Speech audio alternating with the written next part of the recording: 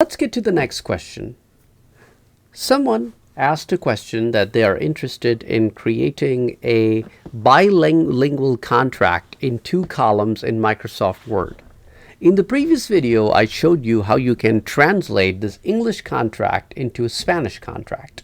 So now let's get to the next step, which is creating a 2-column bilingual contract.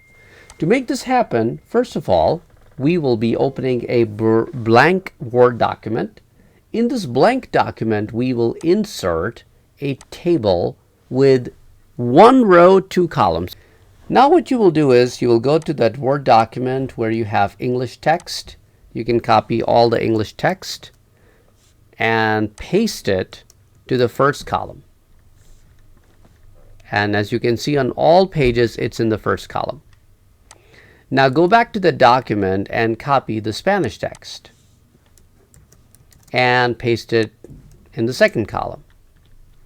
If you do not want the borders, there are several different layouts you can pick right from the Table Design tab under Table Styles. You can click on the plain Table 4 to remove, or if you want different kind of styles like lighter columns, you can do that. You can just play around with these to see whichever one of the many you like. You can apply that.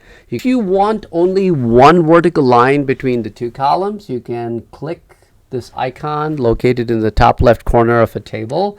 The entire table gets selected. Then you can first click no borders. Then you can go down in borders and choose inside vertical border. And that will automatically apply the inside vertical border between the 2 columns. And to control the spacing, you can simply click the first column by hovering over right above the column 1. As soon as you see a black arrow pointing downwards, click to select the whole first column. Then you can click layout, and then you can add indentations if you want to add any kind of an indentation. You can increase the left or the right indentation to whatever value. Then you can repeat the same process on column 2 for spacing, or you can add indentation. So this is how you can simply adjust the columns.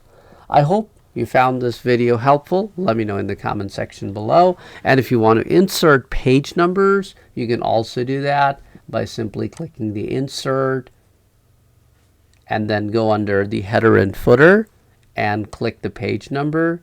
You can choose the location wherever you want to insert the page number, and that's where the page number will be inserted.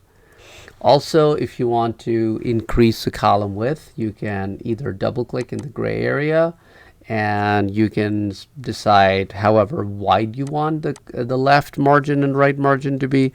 For example, I want it to be ½ an inch on left and right. And as soon as I click OK, the page increases. And then you can select a table.